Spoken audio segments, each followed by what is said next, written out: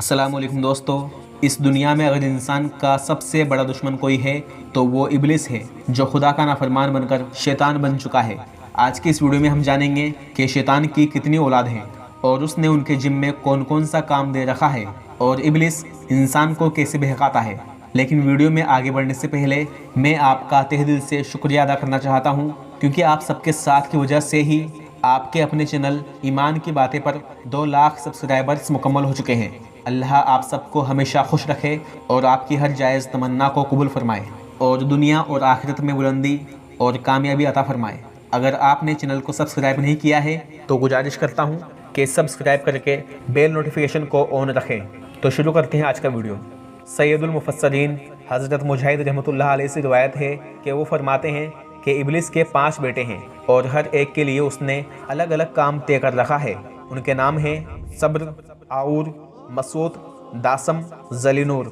सबसे पहले जानते हैं कि शैतान के सबसे बड़े बेटे सब्र के जिम्मे शैतान ने कौन सा काम तय कर रखा है। सब्र नाम का यह जिन्नात मुसीबतों में बेसब्री करने का हुक्म देता है। इसके साथ छोटी छोटी बातों में गिरबान पकड़ना, लड़ाई झगड़ा करवाना और गुस्सा दिलाना और इस्लाम के बारे में गलत ख्यालात लाने का काम शैतान के इस बेटे यानी सब्र के जिम्मे है। शैतान का दूसरा बेटा आऊर जिनाकारी का मालिक है, जो जिना का हुक्म देता है और जिना जैसे बदतरीन गुनाह को बड़ा खूबसूरत दिखाता है। शैतान का तीसरा बेटा मसूद, जो एक दूसरे के ज़रिए झूठ को फैलाता है और आधी सुनी सुनाई बात को लोगों में बयान करवाता है कि मैंने सुना है फला शख्स ऐसा है, मुझे ये बात किसी ने कही है पर उसका नाम नहीं जानता। नाज़रीन, यह ऐसा गुनाह है जिसको अल्लाह तब तक माफ़ नहीं करेगा जब तक वो इंसान जिस पर किसी ने झूठी तोहमत लगाई है, जब तक वो इंसान माफ़ नहीं करेगा तो अल्लाह भी उसको माफ़ नहीं करेगा। किसी पर झूठी तोहमत लगाना बहतान बांधना है। शैतान का चौथा बेटा यानी दासम लोगों के दिल में उसके घर वालों के लिए वसवसा डालता है और उसके घर वालों की ऐब और बुराई बताकर उन पर गुस्सा दिलवाता है। मियाँ बीवी का झगड़ा और बीवी में कमियां निकालना, शोहर में कमियां निकालना, यह सब शैतान के इसी बेटे यानी दासम के जिम्मे है, जिससे वो घर में लड़ाई झगड़े और फसाद फैलाता है। शैतान का 5वां बेटा ज़लीनूर बाज़ार का निगरान है, जिसने अपनी गुमराही का झंडा बाज़ार में गाड़ रखा है। बाज़ार में गैर महरम पर गंदी नज़र डालना, गाली गलौज से बात करना और बाज़ार में अपने वक्त को ख़राब करना, यह सब काम इंसान से ज़लीनूर करवाता है। दोस्तों, अल्लाह के रसूल का फरमान है कि ज़मीन पर सबसे बेहतरीन जगह मस्जिद है और सबसे बुरी जगह बाज़ार है। और दोस्तों, इसी के साथ आप ये बात हमेशा याद रखना कि शैतान सिर्फ दिल में वसवसा डाल सकता है, हाथ पकड़कर गुनाह नहीं करवा सकता। सुबह होते ही इब्लिस अपनी शैतानी फौज ज़मीन पर फैला देता है और सबसे कहता है कि जो मुसलमानों को गुमराह करके आएगा उसे मैं एक ताज पहनाऊंगा। जब शैतानों का यह लश्कर अपने अपने फितने फैलाकर शाम के वक्त शैतान के तख्त पर आता है, जो कि समंदर के ऊपर है, तो शैतान उनसे पूछता है कि बताओ आज कौन कौन सा गुनाह करवाया।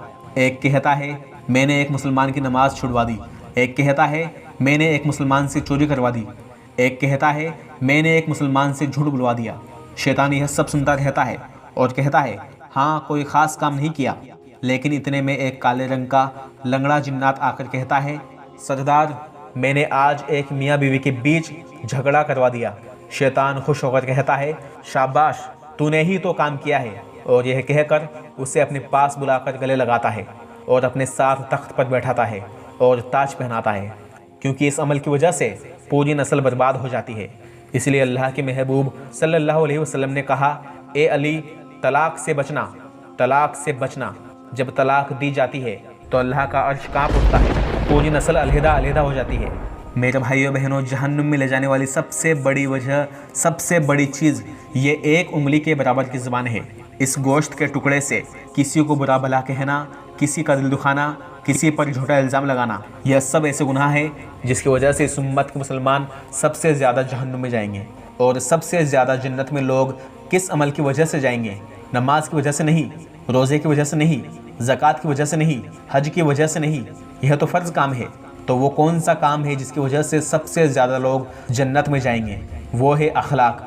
अखलाक एक ऐसी चीज़ है, एक ऐसा अमल है जिसकी वजह से सबसे ज़्यादा लोग जन्नत में जाएंगे। अल्लाह ख़ुद फरमाता है, हदीस में ज़िक्र है कि जब रसूलुल्लाह सल्लल्लाहु अलैहि वसल्लम मेराज के सफ़र पर गए थे तो अल्लाह ने फरमाया था, ए मोहम्मद सल्लल्लाहु अलैहि वसल्लम, अगर आपकी उम्मत का कोई मुसलमान किसी दूसरे मुसलमान का टूटा हुआ दिल जोड़ देगा तो उस पर जन्नत वाजिब हो जाएगी। तो यह वाक़या हज़रत आयशा रज़ियल्लाहु अन्हा ने अपने वालिद हज़रत अबू बकर सिद्दीक़ रज़ियल्लाहु अन्हु को सुनाया तो वो रोने लगे। हज़रत आयशा ने हैरान होकर सवाल किया कि अब्बा जान आप क्यों रोते हो? हमें तो एक और रास्ता मिल चुका है अल्लाह को राज़ी करने का, जन्नत हासिल करने का, तो आप किस बात की वजह से गमगीन हो गए? तो आपने फरमाया, ए मेरी बेटी, हर एक चीज़ के दो पहलू होते हैं। अगर किसी का टूटा हुआ दिल जोड़ने पर जन्नत वाजिब होगी तो किसी का दिल तोड़ने पर क्या वाजिब होगी? जहन्नुम। पता नहीं आज तक मेरी इस ज़बान से किस किस का दिल टूटा है। और यह कहकर रोने लगे। अब ज़रा हम अपने बारे में सोचें कि दिन भर में हम कितने लोगों का दिल दुखाते हैं। माँ बाप से बेरुखी से बात करके और उनकी बात ना मानकर क्या हम उनका दिल नहीं दुखाते? और किसी को उसमें मौजूद कमी के नाम से बुलाकर क्या हम उसका दिल नहीं तोड़ते? अगर कोई छोटा है तो हम उसे बोना कहते हैं, कोई सही तरह से बोल नहीं सकता तो उसे हम तोतला कहते हैं। क्या उसका दिल नहीं दुखता होगा? हमारी क्या हैसियत है कि हम किसी को उसमें मौजूद कमी के नाम से बुलाएं? क्या हो अगर उसके दिल से तुम्हारे लिए बद्दुआ निकल गई तो तुम्हारा चैन, सुकून, राहत सब खत्म हो जाएगा। माल होते हुए, औलाद होते हुए भी तुम्हें सुकून नहीं मिलेगा। इसलिए अल्लाह के वास्ते अपनी ज़बान को काबू में रखें। और जो इंसान अपनी ज़बान पर काबू पा गया तो वो इस पूरी दुनिया पर काबू पा गया।